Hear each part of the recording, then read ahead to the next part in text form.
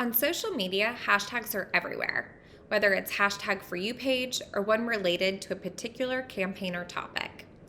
The thing is, there are right ways to use hashtags and there are wrong ways. So let's walk through some best practices for using hashtags so your social media marketing can be hashtag blessed. There are two main options for incorporating hashtags in your social media: using existing ones or creating your own. Let's start with using hashtags that are already being used by others on social media. The idea here is to have your content be part of the conversations that are already happening, whether the hashtag represents a trending topic or indicates relevance to a particular industry or interest. How many of these hashtags should you use per post? Well, it depends on the platform. On LinkedIn, you should aim for 1 to 5 hashtags per post.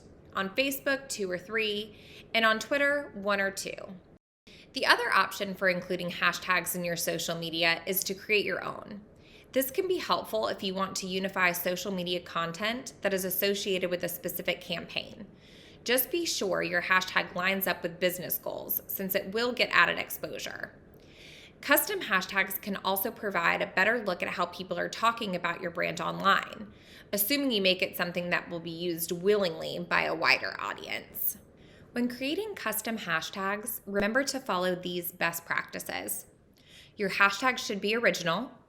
It should be precise and easy to understand. It should only be 3 to 4 combined words long max.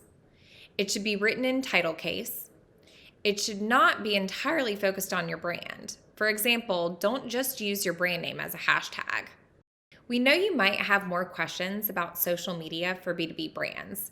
So for more best practices, check out our resource guide on our website, koroberi.com. And stay hashtag up to date with more insights like this. Be sure to like and subscribe.